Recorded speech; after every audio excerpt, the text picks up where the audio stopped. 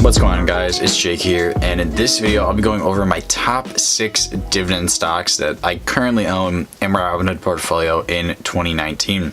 And the date that I'm making this video is actually April 17, 2019, to put that a little bit in better perspective. But anyways, these dividend stocks aren't necessarily like, I consider them the top 5 because they just simply have the highest yields.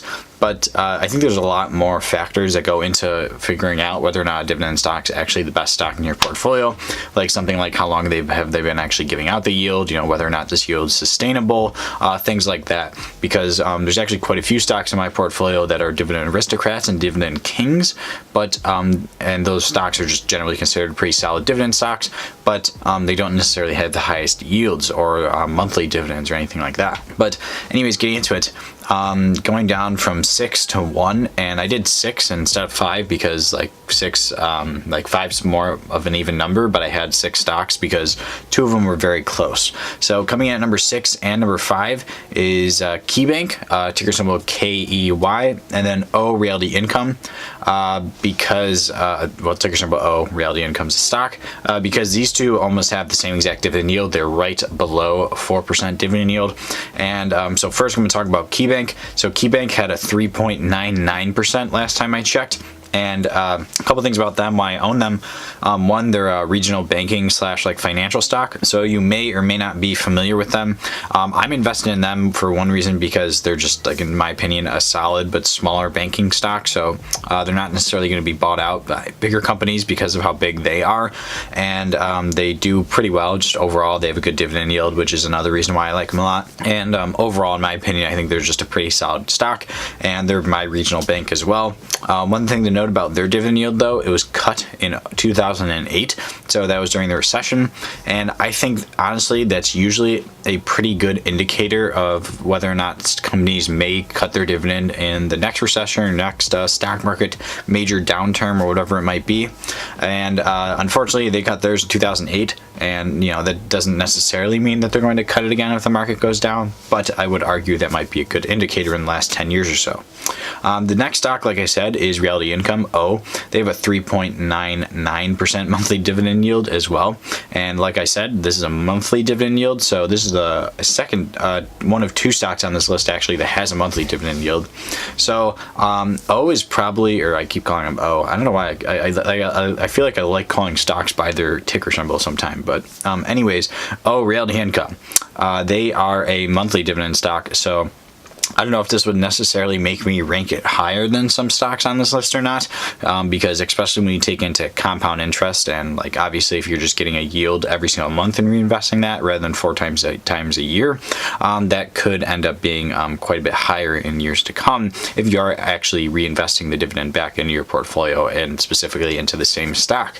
But either way, they have a pretty solid yield. They've been giving it out for some time now. In my opinion, they're one of the better monthly dividend stocks out there, one of the safer ones as well, and they've actually been having some pretty decent growth over the past year or so. I think over the past month they're actually in the red, so they might be at a decent buying point right now. But anyways, moving on to the next stock. Next stock is Southern, ticker symbol SO, and this is pretty well known for being a good dividend yielding stock.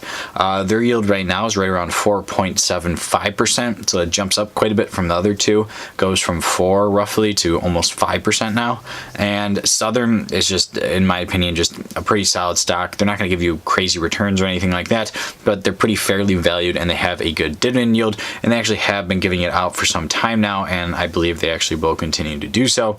They are not yet a dividend aristocrat, though, at least at the time of making this video, but I believe they have been giving it out for a pretty significant amount of time, so, and they have been increasing it for a pretty significant amount of time as well, so perhaps in the future they might become a dividend aristocrat as well, but I really don't see them cutting it anytime, definitely anytime in the future or anything like that.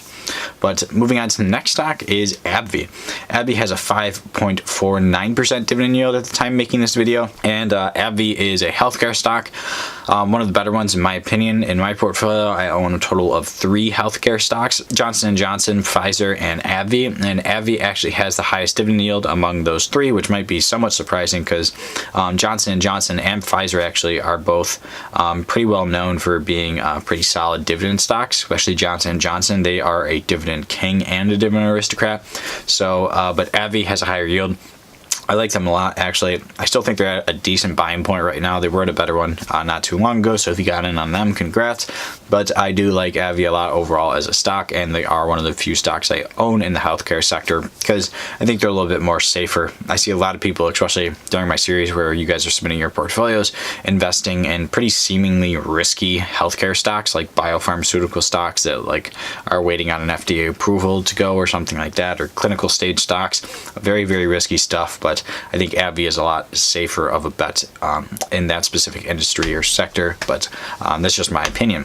Anyways, moving on to the next one is Main Street Capital, ticker symbol MAIN, just M-A-I-N. They have a 6.25% monthly dividend yield, and once again, this is a monthly dividend stock, so this is the second monthly dividend stock on this list. And Main Street Capital, I would say probably isn't as safe as Realty Income for like a handful of reasons that maybe I can make a video about monthly dividend stocks coming up soon. But either way, I still think they're a pretty solid pick. They have a very high yield though, 6.25. Once the yields start going above like that 6-7% range, it's probably getting into the category of being quite risky and being not sustainable that high, because there's very, very few companies out there that can be able to sustain a dividend yield for a long period of time over that 7%, 8% range. But right now I think they're okay. They haven't been doing any like crazy dividend hikes or anything like that.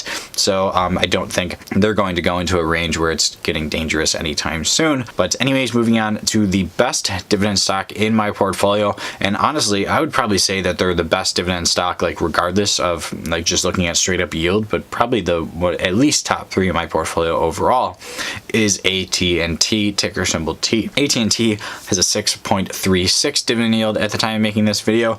And actually they are at a super good buying point, I think, right now. I've noticed a lot of people on my channel buying into them because they're like down on the 5-year right now. They're in the red year, 5-year, like pretty much all across the board, and they have a ridiculously high yield. And they're a company that I don't think is going to cut it anytime soon, and actually has or actually is a dividend aristocrat, and it actually like has the ability, I guess you could say, to increase it for a little bit longer, even though it doesn't necessarily mean a whole lot. But either way, AT&T right now I think they're actually at a great buying point. They have a really nice dividend yield on them, and I own a handful of shares of them, and they're the highest dividend yielding stock in my portfolio at the time I'm making this video. And I really don't see any other stock beating them. The only one I could possibly see is maybe AbbVie, but that would have to probably result in their price decreasing and them increasing their dividend yield. But it definitely is possible because AbbVie is part of the dividend aristocrats and AT&T is as well. But besides that, I really can't see any other stock in this portfolio unless I add some other ones surpassing AT&T at that 6.36% dividend yield. But anyways, guys, that's really it for this video. I'm going to go over the stocks again. First one I talked about was KeyBank, then O, Realty Income, Southern, AbbVie, Main Street Capital, and AT&T. So definitely let me know in the comment section what you think about these stocks, and also what are your best dividend yielding stocks that you own right now. Maybe perhaps some of them are the same as mine, and maybe perhaps they are different. But other than that, guys, if you are new to the channel, I talk about investing, the stock market, personal finance, entrepreneurship, things like that. So if you're interested in that kind of stuff and you are not yet subscribed to my channel, definitely consider subscribing. And also one last thing, if you are looking for a brokerage account, I really like M1 Finance a lot. It's one I use on my channel and one I've talked about quite a bit as well. And they're actually doing a deal now where if you like transfer your portfolio over from somewhere else, they give you $100 for doing so. And I think if it's a Roth IRA, it has to be over 20K, which is a pretty big amount. But either way, if you're interested in signing up now, you get like $10 if you use the link to sign up in the description. And if you're also transferring a portfolio over, you get an additional $100. So if you do plan on doing that sometime in the future, now would probably be a pretty good time to do it. But other than that, guys, I hope you enjoyed the video.